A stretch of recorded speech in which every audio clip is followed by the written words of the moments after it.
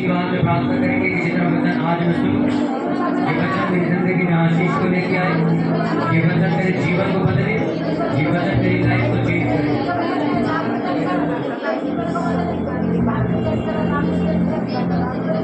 ऊंची आवाज में प्रार्थना करेंगे सभी लोग।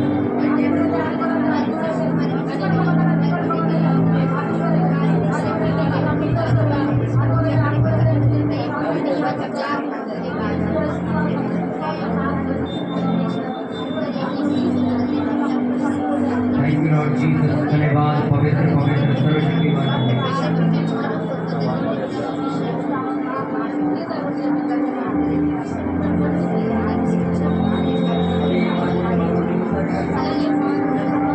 जितना वचन परमेश्वर आज मैं सुनूं, ये वचन मेरी जिंदगी में आशीष को लेके आए, ये वचन मेरी लाइफ को बदले, ये वचन मेरी जिंदगी में कार्य करे परमेश्वर।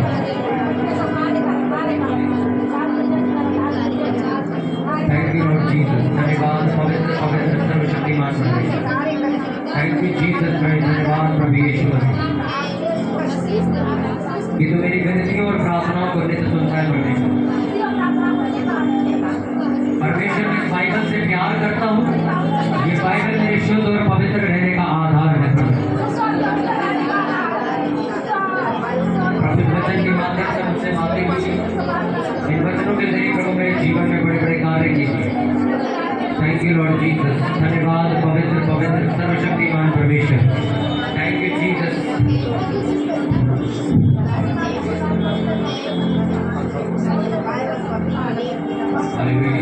थैंक यू लॉर्ड जीसस, धन्यवाद पवित्र पवित्र सर्वशक्तिमान परमेश्वर।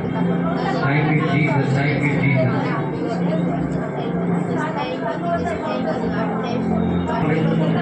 जब कुछ समझाएंगे तो भी ले लेना,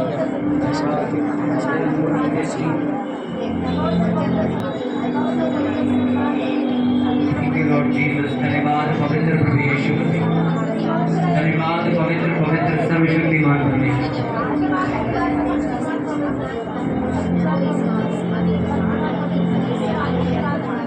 प्रभु यीशु मसीह के सामर्थ्य नाम में मांगते हुए चर्च जोर से बोले आमीन। जोर से तालियों के साथ बोलो हालेलुया।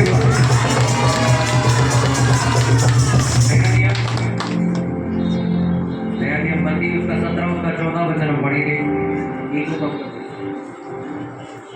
मत्ती 17 उसका 14 वचन हम पढ़ेंगे। Thank you Lord Jesus.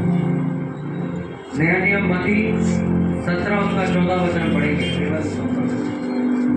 Page number 29 के ऊपर। सभी लोग निकाल लेंगे।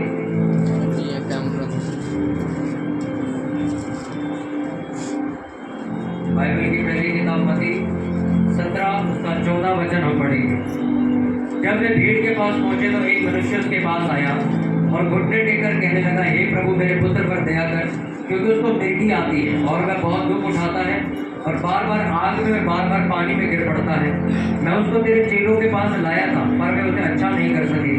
यीशु ने उत्तर दिया, हे अविश्वासी और हठीले लोगों, मैं कब तक तुम्हारे साथ रहूंगा, कब तक तुम्हारी सहूंगा, उसे यहाँ मेरे पास लाओ। तब यीशु ने दुष्ट आत्मा को डांटा और वह उसमें से निकल गई और लड़का उसी घड़ी अच्छा हो गया। तब चेलों ने एकांत में यानी कि अकेले में यीशु के पास आकर कहा, हम उसे क्यों नहीं निकाल सके? उसने हमसे कहा, अपने विश्वास की घटी के कारण, क्योंकि मैं तुमसे सच कहता हूँ, यदि तुम्हारा विश्वास राई के दाने के बराबर भी हो तो इस पहाड़ से कह सकोगे यहाँ से सरक कर वहाँ चला जा, तो वह चला जाएगा और कोई बात तुम्हारे लिए असंभव ना होगी। पर ये जाति बिना प्रार्थना और उपवास के नहीं निकलती। पूरी चर्च जोर से बोले आमीन। अपनी बाइबल को बंद करो और अपने पड़ोसी को बोलो, ध्यान से सुन, सुनने से विश्वास पैदा होता है। अपने पड़ोसी को बोलो, ध्यान से सुन, सुनने से विश्वास पैदा होता है। बाहर आवाज आ रही है सबको? हालेलुया। बाइबल में लिखा, एक व्यक्ति को लाया गया यीशु मसीह के चेलों के पास। उसका जो फादर था वो ये कहते कि भाई इसको ऐसी मृत्यु पड़ती है, कभी जमीन पे गिरता है, कभी आग जल रही हो तो उसमें जाके गिर जाता है, कभी कोई तालाब हो तो उसमें जाके गिर जाता है। मतलब बड़ी जबरदस्त दुष्ट आत्मा इसको खड़ा नहीं रहने देती, इसको उठा के पटकती रहती है। तो चेलों ने प्रार्थना करी, तो प्रार्थना करने के बाद वो ठीक नहीं हुआ। तो जो पिता था अपने बेटे को उसने लिया और ले जाकर उसने यीशु मसीह को दिखाया। कहते मैं तेरे चेलों के पास लेकर आया था पर तेरे चेले उसे ठीक नहीं कर पाए। हालेलुया। आ रही आवाज बाहर सबको क्लियर? हालेलुया। अब जब प्रभु यीशु मसीह के पास उसको लाए तो प्रभु यीशु मसीह ने कहा, हे अविश्वासियों, हे हठीले लोगों, मैं कब तक तुम्हारे साथ रहूंगा। हालेलुया। अब जब चेले उस दुष्ट आत्मा को निकाल नहीं पाए तो प्रभु यीशु मसीह के पास लेकर आया। तो प्रभु यीशु मसीह के पास जब लाए तो यीशु मसीह ने उसे डांटा तो वो बंदा ठीक हो गया, वो दुष्ट आत्मा उसमें से निकल गई। अच्छा, जब चेले और प्रभु यीशु मसीह अकेले बैठे कहीं जाके, तो चेलों ने एक बात प्रभु यीशु मसीह से पूछी और ये कहा कि हम उसे क्यों नहीं निकाल पाए। ऐसा हमारे में क्या दिक्कत है कि जब हमने प्रार्थना करी तो वो ठीक नहीं हुआ, जब आपने प्रार्थना करी तो वो ठीक हो गया। ऐसी कौन सी कमी हमारे अंदर है? प्रभु यीशु मसीह ने कहा, तुम्हारे विश्वास की कमी की वजह से, तुम्हारी विश्वास की कमी की वजह से तुम उस दुष्ट आत्मा को नहीं निकाल पाए। हालेलुया। उसको बंद कर, सोनू खोल के चला के बंद करके नहीं, वो कोठे के स्तर पे लगेगा उसी। हालेलुया। अब जब प्रभु यीशु मसीह ने दुष्ट आत्मा निकाल दी, चेलों ने पूछा भी हम क्यों नहीं निकाल पाए। यीशु मसीह ने कहा, अविश्वास के कारण तुम उसको निकाल नहीं पाए। इसका मतलब तुम्हारा अंदर शक था। दूसरी बात बोली, कुछ जाति यानी कि कुछ दुष्ट आत्माएं बिना उपवास प्रार्थना के नहीं निकलती। ये दो चीजें परमेश्वर ने बोली वहां पर। पहली चीज परमेश्वर ने कहा, अविश्वासी लोगों। अब सारी दुनिया को क्या लगता है, परमेश्वर ने उस आदमी को बोला जो अपना लड़का लेके आया था, उसको अविश्वासी और हठीला बोला नहीं। वो तो अगला विश्वास करके यीशु मसीह के पास है। अविश्वासी और हठीला किसको बोला था? चेलों को बोला था। हे अविश्वासी और हठीले लोगों, कब तक तुम्हारे, क्योंकि बाद में अगर आप पढ़ो ध्यान से तो विश्वास के बारे में परमेश्वर किसको सिखा रहा है? चेलों को सिखा रहा है। यानी कि अविश्वास के बारे में जो डांट पड़ी थी वो चेलों को पड़ी थी वहां पे। जब वो आया तो बोला, हे अविश्वासी लोगों, हे हठीले लोगों, मैं कब तक, यानी कि जिस चीज को तुम नहीं ठीक कर पाओगे मेरे पास लेकर, मैं कब तक तुम्हारे साथ होता रहूंगा। अविश्वासी किसको कहा गया था? उन लोगों को जो आप और मैं, वो नहीं जो प्रेयर कराने आया है, वो तो विश्वास करके चर्च आया है। तुम नहीं निकाल पाए, तुम अपना हिसाब बताओ, तुम हठीले और अविश्वासी लोग। हालेलुया। दूसरा शब्द प्रभु यीशु मसीह ने बोला कि कुछ जातियां बिना प्रार्थना के और बिना उपवास के नहीं निकलेंगी। हालेलुया। यीशु मसीह चेलों को ये बताना चाहते थे कि तुम ना तो उपवास करते हो ना ही अभी प्रार्थना करते हो। क्योंकि गतसमनी के बाद में आप सोचो, मैंने आपको बताया कि प्रभु यीशु मसीह को मारा जाना है, क्रूस पर चढ़ाना है, तब भी वो लोग सो रहे हैं और उन्हें प्रार्थना करने का मन नहीं कर रहा। सोचो, इसी वजह से प्रभु यीशु मसीह ने कहा, तुम्हारी प्रार्थना की कमी की वजह से कुछ मसले, कुछ दुख ऐसे हैं तुम्हारे जीवन में, तुम्हारे परिवार में, जो नहीं जा सकते, जो ऐसे ही रहेंगे। किसकी वजह से? तुम्हारी उपवास और प्रार्थना की कमी की वजह से। आपकी जिंदगी के कुछ मसले और दुनिया में घूम रहे कुछ दुख 90% इसीलिए हल नहीं हुए कि आप उपवास और प्रार्थना बहुत कम करते हो। प्रभु यीशु मसीह ने ये नहीं कहा कि ऐसा तुम रखते नहीं हो, अच्छा आज से रखना शुरू। उन्हें कहा अविश्वास की खटी, प्रार्थना ना करना, फिर तुम उपवास रखते ही नहीं हो। इसलिए कुछ ऐसी चीजें हैं जो तुम निकाल नहीं पा रहे। कुछ ऐसी चीजें हैं जिसमें तुम्हें कामयाब आसानी से हो जाना चाहिए था, उसके लिए तुम्हें संघर्ष करना पड़ रहा है। उसकी वजह क्या है? तुम प्रार्थना और उपवास नहीं करते हो। हालेलुया। अपने पड़ोसी को बोलो, ध्यान से सुन, सुनने से विश्वास पैदा होता है। हालेलुया। कुछ चीजें आपने देखी कि कुछ मसीह लोग बड़ी से बड़ी चीजें बड़ी आसानी से कर रहे हैं, पर कुछ लोग ऐसे जो छोटी छोटी चीजों में फंस रहे हैं। कहीं तो कैंसर भी ठीक हो रहा है किसी का, और कहीं किसी का सर दर्द भी ठीक नहीं हो पा रहा है। क्या कहा उसने? तुम्हारी उपवास और प्रार्थना का जीवन क्या है? कम है, इसलिए तुम इस दुष्ट आत्मा को निकाल नहीं पा रहे हो। हालेलुया। पहला शब्द क्या बोला? अविश्वास और हठीले लोग। हठीले मतलब ठीठ, यानी कि ये वचन जैसे मैंने परमेश्वर के अनुग्रह से आज बता दिया, तुम कल फिर वैसे ही हो जाओ। फिर वो तुम वीरवार को चर्च में बोलोगे ये काम नहीं हुआ, मैं फिर से ये बात रिपीट करूंगा। फिर तुम रविवार के कहोगे ये काम नहीं हुआ, मैं रविवार को फिर ये बात रिपीट करूंगा। लिखा है हठीले ठीठ लोगों, तुम मानते क्यों नहीं कि जब तक तुम प्रेयर करना शुरू नहीं करोगे, उपवास रखना, व्रत रखना, फास्टिंग करना शुरू नहीं करोगे, कुछ ऐसे दुख हैं जो नहीं जाएंगे, ये पीछे पड़े रहेंगे तुम्हारे। एक लड़के की शादी आराम से 26 साल की उम्र में शादी हो गई, अगले का घर बस गया। एक व्यक्ति 30 साल का हो गया, रिश्ता नहीं मिल रहा, 32 साल उम्र हो गई, रिश्ता ही नहीं हुआ उसका। 35 साल का होगा, शादी नहीं हो रही उसकी। कभी भी कुछ नहीं, लड़का सुंदर भी है, पैसे भी अच्छे कमाता, घर भी बढ़िया। 35 साल का होने वाला, शादी नहीं हो रही उसकी। क्या मतलब है इसका? तुम्हारी उपवास और प्रार्थना की कमी की वजह से कोई दुष्ट आत्मा तुम्हारा रिश्ता रोक कर बैठी हुई है, जो तुम्हारे घर आने नहीं दे रही हो। बहुत सारी ऐसी आशीषें हैं जो तुम रात सो सुबह मिल जाए, पर तुम्हें मिलती नहीं। क्यों? बिना उपवास और प्रार्थना की कुछ चीजें नहीं मिलती। आपको मालूम, जब आप प्रार्थना के साथ उपवास शुरू कर देते हो कि मैं प्रेयर तो करता ही हूँ, मैं उपवास भी रखा करूँगा, आपको मालूम ये जो आपने काम किया, उपवास और प्रार्थना एक साथ कर रहे हो, आग में पेट्रोल डालने वाला काम है। पेट्रोल डाला कभी आग में? अगर इतनी इतनी सी आग लग रहा है, उसमें पेट्रोल डाल के देखो एक बार, तो दीवार छू दिया। उपवास और साथ में प्रार्थना, अगर ये दोनों मिल जाए, आग में पेट्रोल डाल के उसको धक्का देने वाली बात है। शैतान उपवास रखने वाले लोगों को भी खदेड़ सकता है, प्रार्थना करने वालों को भी खदेड़ सकता है वो।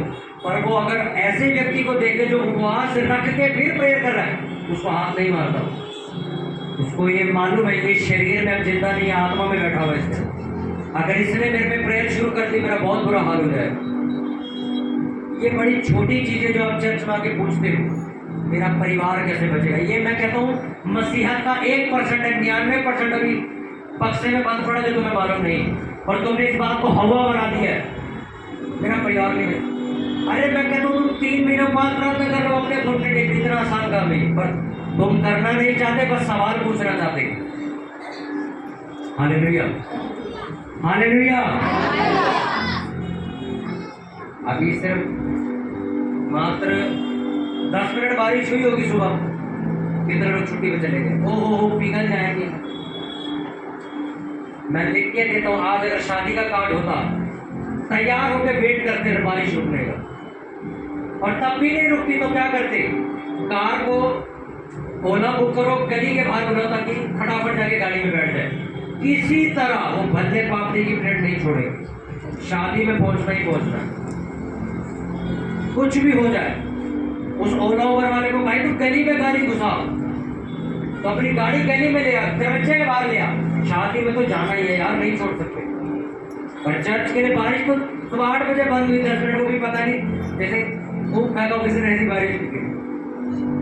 और सोचो आज तो बरसाती मौसम है, बारिशें लगी हुई है, आज कहाँ चर्च आई। हालेलुया। बिना उपवास प्रार्थना के आप एक ठंडी आप प्रेयर करते हो, मैं अपनी तारीफ करता हूँ, बहुत अच्छा। पर अगर आप उपवास करते हो, मैं सच कह रहा हूँ, आप ऐसी ऐसी चीजें निकाल के घर से बाहर फेंक दोगे जो दुष्ट आत्मा की, जो लोगों को, आम आदमी को नजर नहीं आती। फास्टिंग प्रेयर इतनी पावरफुल। कोर्नेलियस के घर जब स्वर्गदूत आया था, तो सबसे पहला शब्द उसने क्या बोला था? तेरे उपवास, तेरी प्रार्थना और तेरे चढ़ाई गई भेंट तीनों स्वीकार की गई। तीनों चीजें। जो डोरी 3 धागों से बनती है वो टूटनी मुश्किल होती है। वचन पढ़ना, प्रार्थना करना, उपवास करना, ऐसे मसीह को हिलाना बहुत मुश्किल है, उसको बीमारी देना बहुत मुश्किल है, बहुत टफ है शैतान के लिए। हालेलुया। आपको बढ़ाने के लिए, आपकी उन्नति करने के लिए आपकी परीक्षा हो, वो एक अलग मैटर है।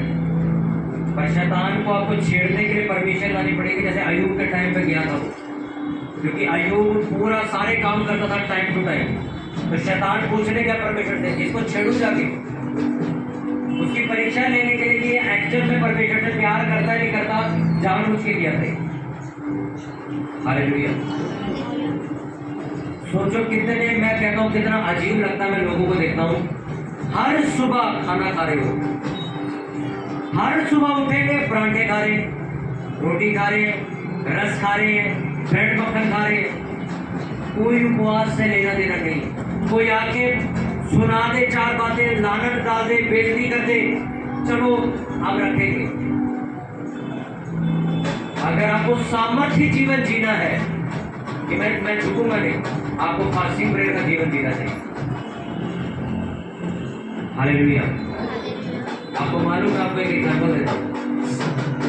फास्टिंग प्रेयर जब आप करते हो, उपवास के साथ प्रार्थना करते हो, तब पता क्या होता है, आपका शरीर काम करना बंद कर देता है, आपकी आत्मा आपके शरीर पर राज करती है। परमेश्वर क्या है? शरीर की आत्मा। बोलो, क्या लिखा है वचन में कि परमेश्वर तो आत्मा है। अब सुनो, एक शरीर, अब सोचो आत्माओं की एक दुनिया, हम लोग बात नहीं कर सकते। अगर मैं कहूँ यहाँ पे आत्मा बैठेगी, आप कर लोगे, हाथ मिला लोगे उससे? आप अगर मैं ये कहूँ कोई शारीरिक, यानी कि आपके जैसा मेरे को जिंदा आदमी बैठा है, हाथ मिला लोगे ना उससे? समझो, एक शारीरिक आदमी शरीर के आदमी से बात कर सकता है, आत्मिक व्यक्ति आत्मा के व्यक्ति से बात कर सकता है। परमेश्वर क्या है? आत्मा। वो जब तुम आत्मा में जीना शुरू करते हो तब वो बात करना शुरू करता है। तुम शारीरिक को सारा दिन खाना पीना, रोटी, फोन, इंटरनेट, फिल्मी गाने, सोशल मीडिया, पार्टी, फंक्शन, शादी, वो बात नहीं कर सकता, क्योंकि तुम शारीरिक लोग। जब तुम आत्मिक जीवन जीना शुरू करोगे, उपवास रख के बैठे हैं, प्रार्थना चल रही है, बाइबल पढ़ रहे हैं, घर में फालतू बोल नहीं रहे, फिर आपके कान में आपको आवाज आती है, तो ये गलती कर रहा है, इसको सुधार। आप सोचो, कब्रिस्तान देखा आपने? कभी किसी ऐसे व्यक्ति को देखा जिंदा आदमी मुर्दे से जाके बात कर रहा हूँ? देखा कभी? कहे यार तो सुने तो क्या बात करोगे, चलो। पर मुर्दे आपस में पड़ेंगे, क्या पता वो बात करते। एक शारीरिक हम सब जीते जागते बैठे, बात कर सकते हैं ना? ऐसे आत्मिक लोग होते, वो आत्मा की बात कर सकते हैं, वो बता सकते हैं तेरे घर में क्या। एक अनोइंटेड, एक आत्मिक व्यक्ति जब आपके घर में एंट्री मारता हुआ एंट्री करते बोलता है तेरे घर में जादू टूट है क्या, उसको कैसे पता चल गया? वो आत्मा में जीता है, वो गंदी आत्मा को पकड़ लेता है, उसको महसूस है ये घर दबा रहा है, शांति नहीं है घर के अंदर। घर में घुसो, ऐसा लग रहा है मेरे पे दबाव पड़ रहा है। पर एक शारीरिक आदमी आपके घर आके नहीं, सब कुछ बढ़िया, बहुत अच्छा पेट कराया। जब आप फास्टिंग प्रेयर में जीना शुरू करते हो, आपके घर में क्या गलत हो रहा है, आपकी अपनी जिंदगी में क्या गलत हो रहा है, आपको पकड़ में आना शुरू हो जाता है कि हाँ जी ये चीज गलत हो रही है, हाँ जी ये चीज गलत हो रही है, ऐसा गलत हो रहा है जी, ये पता गलत चल रहा है, ये पता गलत बात कर रहा है, ये पता फास्टिंग नहीं कर रहा, ये पता पहले प्रेयर कर रहा था। फास्टिंग प्रेयर आपको बढ़ानी है अपनी, वो चीजें आप करनी बंद कर दो जो लोग इस तरीके से करते थे कि हाँ भी चलो 40 दिन के उपवास है जी, त्योहार चल रहा है, चलो जी त्योहार आया 40 दिन के उपवास रख ले, 50 दिन के चलो जी उपवास चल रही, पास जी ने 11 दिन के उपवास बोले, चलो 11 दिन के उपवास रख लेना चाहिए। आपको रूल होना चाहिए कि मुझे एक हफ्ते में इतने दिन उपवास करना ही करना है। मैं तो ये कहता हूँ कि आप संडे को भी उपवास करके आए करो, जब आत्मा में वचन दिया जाए तो आत्मा में ही आपके अंदर जाना चाहिए। सुबह सुबह ब्रेड पकौड़े आप खा रहे हो, सोचो एक पास्टर सुबह उठे, सुबह ब्रेड पकौड़े खाए, फिर छोले भटूरे खाए, पूरा नाश्ता पेट भरे, और पुलपिट में आके बोले परमेश्वर इनके मनों को बदल दे, सामर्थ्य काम होने चाहिए। क्यों? अब आप आत्मा में नहीं आए, आप शरीर में आए हो, पेट भर के आए। परमेश्वर कैसे बात करेगा? कान मोटे कराए तुम सुबह ही। हालेलुया। जब मुझे प्रचार करने आना है तो मैं रात को अपना फोन बंद कर देता हूँ, कोई नेट तक नहीं चलाता मैं। अगर कोई मेरे को बात बताई तो फोन करके बताता हूँ। ये नहीं प्रचार करने से पहले 1 घंटे तक चैटिंग चल रही है, व्हाट्सएप पे स्टेटस डाल के आ रहा हूँ मैं। अब मीटिंग खत्म होने के बाद मैं अपना व्हाट्सएप चेक करूंगा अभी किसका मैसेज आया है। क्योंकि अगर आपको आत्मा की आवाज सुननी है तो आपको शरीर को बंद करना पड़ेगा। आपको मालूम है मैंने सेवा करने जाना है, आपको आत्मा में जाना, अन्य भाषा में प्रेयर करके जाना। हालेलुया। कितना तो बात समझ आएगी। हालेलुया।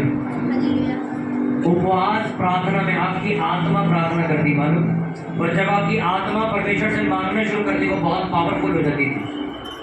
कितनों को समझ आ रही है? मैं आपको एक उदाहरण देता हूँ। कल रात को हमारे घर में एक छोटा सा पिल्ला आया घर पे, घर पर ही रह रहा है। अच्छा, उससे मैंने एक बड़ी जबरदस्त चीज सीखी जो मेरे को रात को सीखने को मिली। और वो क्या थी, उसको मतलब वो इतना छोटा है कि मतलब अभी तो सिखाएंगे उसको सारी चीजें, कैसे खाना है, वॉशरूम जाना है, बाहर जाना है, भौंका, सब कुछ सिखाएंगे। अभी क्या हुआ, अभी वो रात को आया, 1 महीने का है, तो वो मेरे प्रेयर रूम के बाहर खड़ा हुआ, जहाँ मेरे मम्मी पापा सोते पहले वहाँ गया। उसने शोर मचाया वहाँ पे।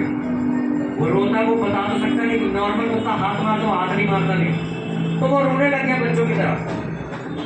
फिर ये लोग सो रहे थे, उन्होंने जवाब नहीं दिया, वो उठा और मेरे कमरे के पास आ गया। फिर मेरे कमरे के बाहर आके रोने लग गया। मैं उनके, उसकी आवाज़ इतनी तेज हो गई थी रोते रोते कि मैं बाहर ही आ गया। मैं बाहर आया, मैंने देखा रो क्यों रहा है। फिर मैंने उसको खाना दिया, उसने खाना खाया, सो गया बस। एक बात समझ आई आपको? जब उसका शरीर भूखा था वो पूरी जान लगा के शोर मचा रहा था। आई कि नहीं? यही होता है जब तुम फास्टिंग करते हो। तुम्हारा शरीर भूखा है, तुम्हारी आत्मा पूरा प्रेशर लगा के प्रेयर करती है, क्योंकि आत्मा आपकी डेड है और शरीर डेड है। हालेलुया। कितनों को बात समझ आ रही? जब रात को मैं उसके साथ बैठा था तो मैं परमेश्वर से ये भी मैं पूछता हूँ हमेशा, हर चीज करने से पहले, अगर मेरे को एक चीज बहुत पसंद है, बहुत ज्यादा मेरे को प्यारी है, और परमेश्वर ने कहा मना कर दो, तो फिर मना कर दो। और कोई चीज नहीं पसंद, परमेश्वर ने कहा नहीं इसको रखना है, तो ठीक है रखना है, तो मैं प्रे कर, परमेश्वर यार इसको रखना है कि नहीं रखना। बड़ी देर तक मैं सोचता रहा, पूछता रहा, परमेश्वर प्रे करता रहा उसके लिए, बड़े सारे चिन्ह मांगे, ऐसा हो जाए वैसा हो जाए। और मैंने उस एक बेजुबान जानवर से चीज सीखी कि जब उसे भूख लगी तो वो भी चिल्ला रहा। एक मसीह आदमी को पता है मेरे परिवार में पाप चल रहा है, तभी प्रेयर नहीं कर रहा। जो यानी कि बेजुबान जानवर को जब बनाया परमेश्वर ने तो उसको बोल के भेजा था, तू चिल्लाएगा नहीं कोई रोटी नहीं देगा तेरे को, तेरे को चिल्लाना पड़ेगा, तेरे को भौंकना पड़ेगा, तभी तेरे को रोटी मिलेगी, नहीं तो बैठा रहा बोल रहा बन के। अगर वो चुपचाप सोता रहेगा ना मेरी मम्मी खाना देगी उसे ना मैं दूंगा, वो चुपचाप बैठा रहेगा। समझो, आपको प्रेयर करनी पड़ेगी तभी तुम्हें मिल सकता है, अदरवाइज तुम ये सोचो परमेश्वर सब जानता है तो नहीं मिलने वाला। मुझे भी मालूम है जानवर को रोटी देंगे, पर मांगेगा तब तो दूंगा, ये थोड़ी जबरदस्ती मुंह में डालूंगा। उसी तरह सोचो, एक जानवर को ये बात मालूम है, आपको ये बात मालूम होनी चाहिए कि एक मसीह होने के नाते मुझे अपने परिवार के लिए प्रार्थना करनी, मुझे अपने परिवार के लिए रात को जागना है, उपवास रखने हैं, डांटना है शैतान को, घर से धक्का देना है उसे। आपकी प्रेयर आराम से, शैतान मुझे डांटती, शैतान मुझे डांटती, तो वो भी कहता है आगा डांट, मजा आ रहा है मुझे। जब तुम गुस्सा करते हो ना, जब तुम अरे बादशाह पागल थोड़ी माइक होने के बावजूद भी वो तेरी चिल्ला के प्रेयर कर, उसको मालूम है मैं इसको निकालूंगा नहीं, मेरी जिंदगी खराब कर देगा। शैतान को प्रभु यीशु मसीह ने भी डांटा, लिखा डांटा और बाहर निकाल दिया। आप सोचो अगर आपने डांटोगे तो वो कब जाएगा? आपको डांटना बहुत जरूरी है। आपको उपवास रख के आज से प्रेयर करनी है, अपने परिवार के लिए, अपनी आत्मिक उन्नति के लिए, अपने चर्च के लिए, अपने लोगों के लिए, अपने देश के लिए। उपवास के साथ की गई प्रार्थना आग में तेल डालने के बराबर है। आप समझ रहे हो? आज से जब भी तुम उपवास करो फिर प्रार्थना करो, समझ जाना कुछ ना कुछ तो बदलेगा आज रात को। आज या तो शैतान मरेगा। एक चीज मैं आज तक सोचता हूँ, मेरे को पहले बहुत डर लगता था, मैं रात को प्रेयर भी नहीं करता था इसी बारे। मैंने एक चीज बोली, या तो शैतान मरेगा या तो मैं मरूंगा, ना धीरे नहीं प्रेयर करूंगा, शुरू करो। वही मरा, हम नहीं मरे। वो एक डर का खेल खेलता है आपके साथ। उपवास रखेगा फिर तबीयत खराब हो जाएगी, पागल तू दवाई खाता है, अरे मैं कहता हूँ दवाई खाते 2 बजे तक उपवास रख। दवाई खाना मना नहीं है सर, या परमेश्वर ये डॉक्टर परमेश्वर नहीं बना है। आप दवाई ले सकते हो, कोई दिक्कत नहीं है। प्रभु बोध ले सकते हो, सुबह उठो कुछ नहीं खाना, लिक्विड पी सकते हो, चाय पानी दूध जूस इतना कुछ पी के रखना शुरू करो। धीरे धीरे जब अपने शरीर को आदत हो जाए, धीरे धीरे जूस लेना बंद कर दो, चाय और दूध पे चलो, धीरे धीरे वो भी आदत पड़ जाए, दूध लेना बंद करो, चाय पे चलो, ऐसे ही तो जाओगे आगे। आपको सच कह रहा हूँ, जो चीजें नहीं बदली, ये सोमवार से उपवास रख के प्रेयर करनी शुरू करो, देखो वो बंदे लाइन पे नहीं आते तो क्या। अरे ऐसे ऐसे पास्टर्स को मैं जानता हूँ जिन्होंने उपवास रख रख के, उपवास प्रार्थना करके अपना पूरा इलाका ही बदल दिया। पूरा इलाका प्रभु यीशु मसीह को मानता है। दुष्ट आत्मा नहीं लड़ सकती उस आदमी से जो उपवास रख के प्रार्थना कर रहा है, नहीं लड़ सकती।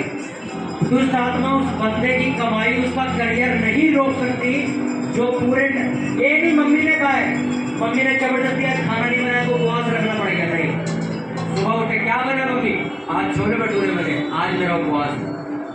जब ऐसे बन जाओगे उस दिन जीत जाओगे।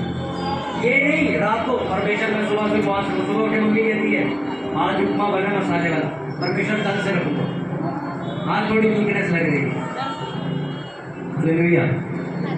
अपने हाथ को उठाओ, बोलो मैं उपवास प्रार्थना करने वाला परमेश्वर तेरा दास और दासी बनूंगा। मैं किसी के कहने से नहीं, मैं अपनी आत्मा की अगुवाई से उपवास प्रार्थना का जीवन जीऊंगा। प्रभु यीशु मसीह के सामर्थ्य नाम में मांगते हैं, आमीन आमीन। जोर से बोलो हालेलुया ऊंची आवाज में, जोर से बोलो हालेलुया ऊंची आवाज में।